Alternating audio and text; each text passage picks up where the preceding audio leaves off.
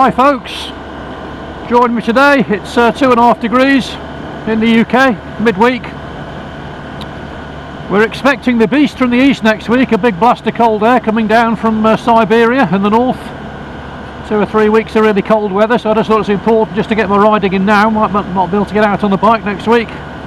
So here I am, and today is, I suppose it's a bits and pieces ride really. I mean, normally for every ride I have a pretty clear set of objectives, but today is bits and pieces. So I come off the back of my my 4th observed ride, which was quite interesting, as you've probably seen, because I had not just one observer, but I had an observer observing the observer as well. So both called John, and you can imagine the level of feedback I got.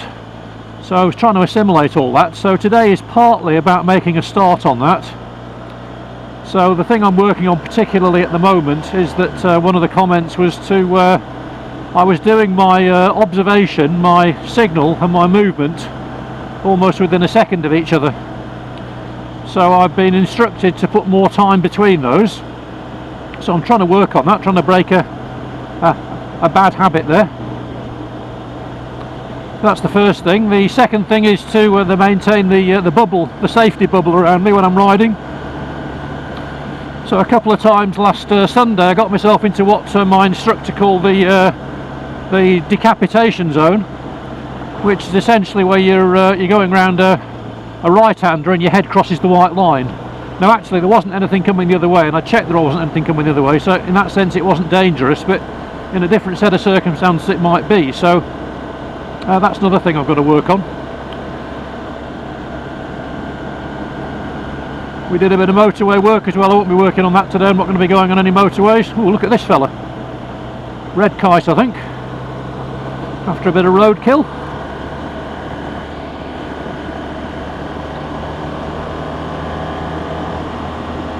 So yeah, so working on that. But it's just nice to be out really. So it's nice sometimes to come out on a bit of a ride. Now the other thing is, you've probably seen, if you've seen my Rutland TT video, is I've started to push out my distances a little bit now, and I bought Simon Weir's book, Bikers Britain, and one of the rides that caught my eye there was the what they call the Chalbury TT, okay, which takes you around the sort of bottom half of Buckinghamshire and over into Oxfordshire. So today I'm riding just a little bit of that. I'm not riding the whole thing. Now then, actually I think we're going to go right here.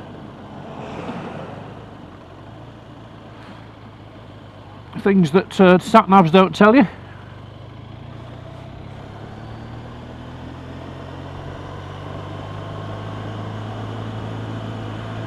Road closed.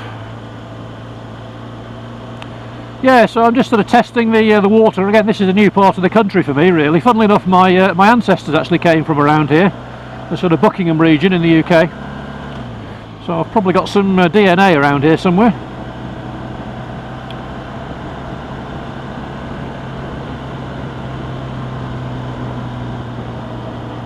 But yeah, it's just a bit of an exploratory trip, just to take a peek at some new territory and just start to work on some of those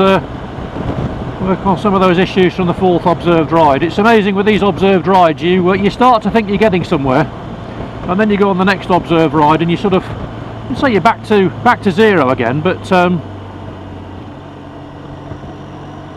in some ways, in a funny kind of way, it's quite discouraging, but then when you've internalised it you actually feel quite pleased with yourself. So somebody once said to me that feedback is like a gift. You know, it's like wrapped in a beautiful piece of wrapping paper. It's presented to you with a ribbon round it, and if you take that feedback and stick it in your bottom right hand drawer and never look at it, you don't know, you haven't got the opportunity to learn. And what Sunday's session was absolutely stuffed with feedback. So a lot of issues there, a lot of learning points, but of course they mean nothing unless you work on them. There's another red kite up there taking a look at me like vultures in the Wild West. Yeah, likewise. Likewise. Where are you trying to get to? I'm trying to get to that place there. Ooh, gate hangers in.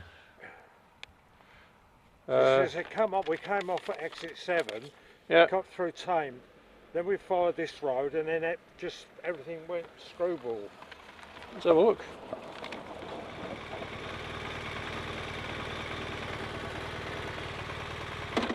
Oh, dear.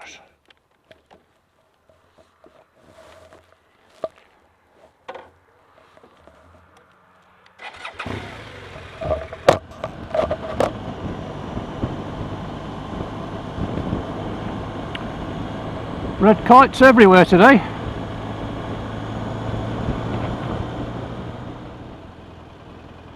Oh, let's go to Brill, shall we? That sounds good. Obviously a Brill place to be.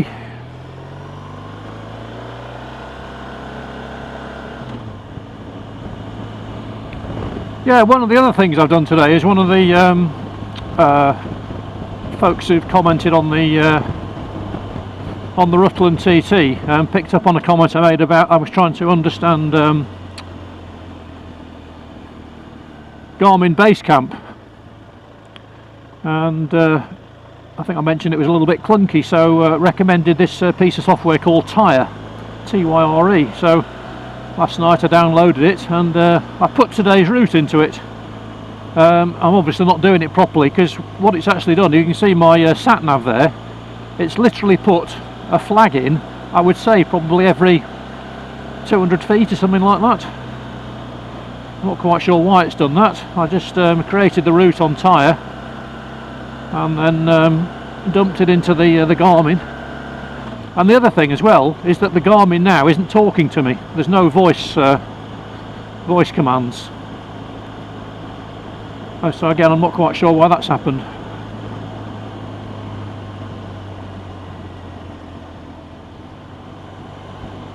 Yeah, so lots of loose ends today, really. A bits and pieces ride. No idea where I am. You feel slightly self-conscious, don't you, when you're miles from civilization, you're in the middle of nowhere, there's a red light and no one behind you, nobody in front of you. Oh, and you just sat there. Or is that just me? So I've zoomed the SatNav right out, and as I say, if you glance down at my SatNav, I don't know if you can make it out on the video, but it's literally festooned with flags, like the United Nations.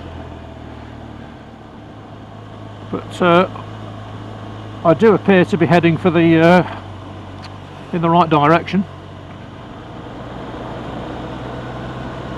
I think it's probably time to find somewhere to pull over, have a bite to eat and regroup.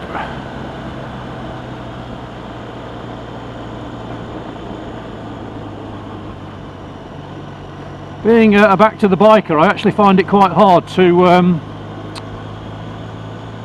sort of make these decisions on the fly, really, because I'm working so hard at physically trying to ride the bike.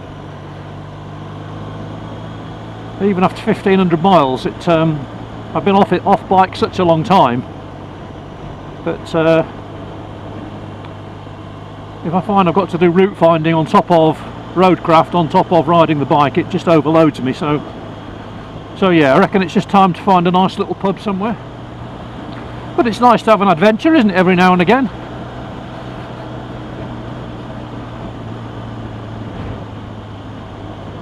Another red kite. Tell you what, they're everywhere here.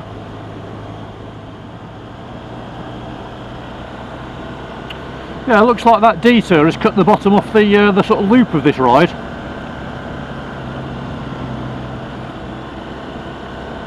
Kamikaze pheasant.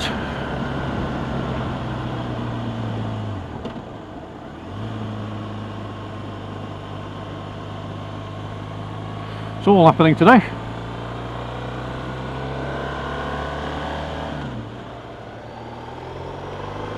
Right, back on the route again.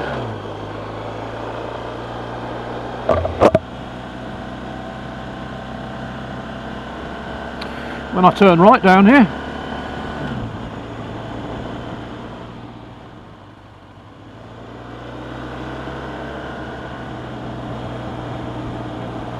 yeah, it was interesting as well on the observed ride. I again, even despite fitting my my new mirrors and having no excuse, I lost my observer, who again was following me from behind with indicators. I lost him once, and also he had to beep at me a couple of times as well. So what I've now done is I've adjusted the OEM mirrors on the BMW RT, just to hopefully cut out that blind spot. So again, just a bit of an experiment today. But my rear observation I've really got to work at, and one of the comments is that you've got to regularly scan. You've got to take in the information from your mirrors, add it to what you see in front of you, and then all that information put together, combined with where you want to go, will inform what you're going to do in terms of position, speed, gear and so forth.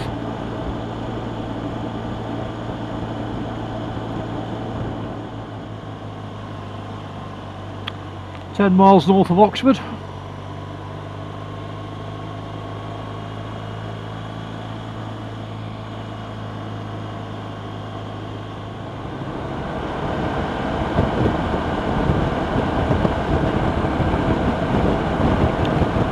Yeah, so we're sort of headed towards the Cotswolds now. Again, on that last observe number 4, we just touched grazed the edge of the Cotswolds really, but this is just probably on the edge of the Cotswolds, a little bit further south this time. So, but these lovely rolling hills, they're beautiful in the summer, very nice in the autumn too, in the winter.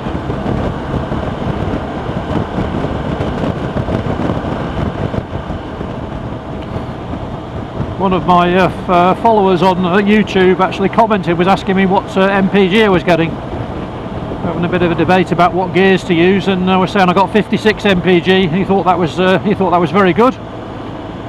But it occurred to me afterwards actually that maybe one of the reasons I possibly get slightly higher MPGs to other riders is I've constantly had the bike in rain mode. You can see these roads here. They're quite dirty actually. You know, you can often run into some farmyard muck, and the kind of roads I've been riding on since I've had the bike have mainly been damp. I've ridden on very few dry roads really, and I just felt as well it was probably a good approach really, just to use the bike's capability to actually shield me.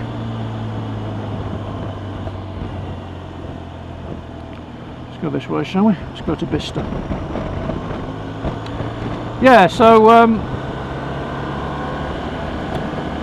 by I think having the more sort of sensitive settings on, it's probably given me a slightly higher MPG than maybe the average rider, I don't know. I know for certain with the RT, I'm not really touching the envelope in terms of what it can do, in terms of its braking or acceleration or handling or ability to lean over. But I'm quite happy to do that, to be honest. I'm quite happy to be there. I know my speed has picked up since I originally got the bike.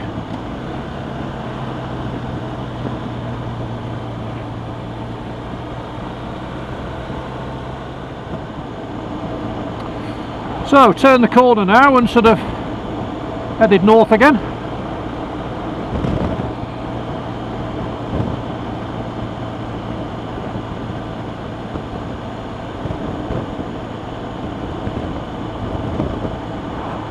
Another little bit of feedback I got was that rather than being in the curb command crown position, well, in terms of the crown position, I don't actually have to be right over. It's an option, but if there's any traffic coming the other way, then certainly you don't want to be there.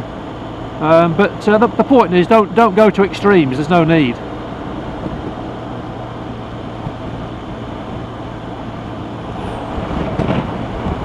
And Jonathan, the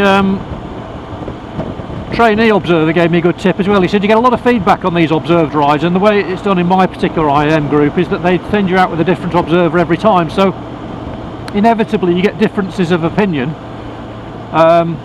which is fair enough, but ultimately it's down to you, the rider, to decide actually how you're gonna play it. So the way I like to think of it is in terms of absolutes and variables. There are absolutes which you'd like to think all the observers would focus on. So for example, prioritising safety. Okay, but I guess then there are variables, things which maybe it's a matter of opinion.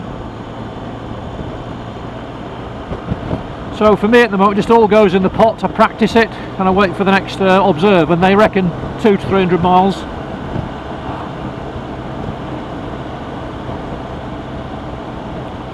Between and observe.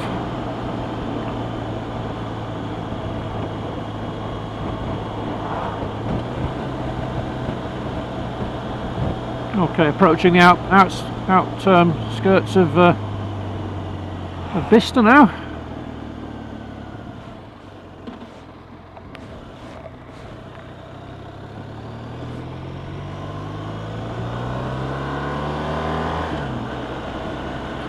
Which we will skirt.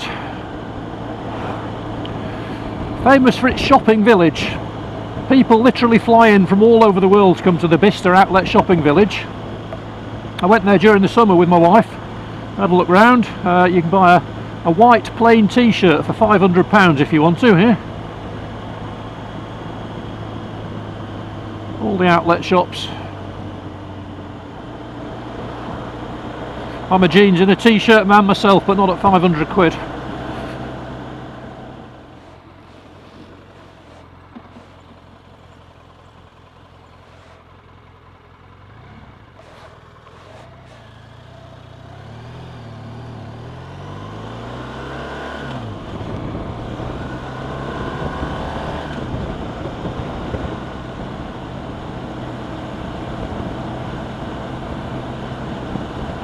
I think we're passing through the Stowe estate now, after getting thoroughly lost, so I'm more or less back on track.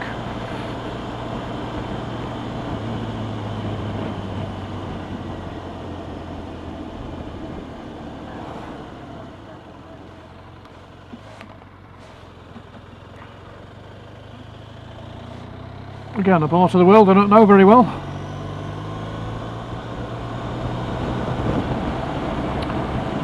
And on the right hand side, Silverstone looms into view. I think we're actually going to go past it. Maybe take a quick spin round the track, eh? Silverstone.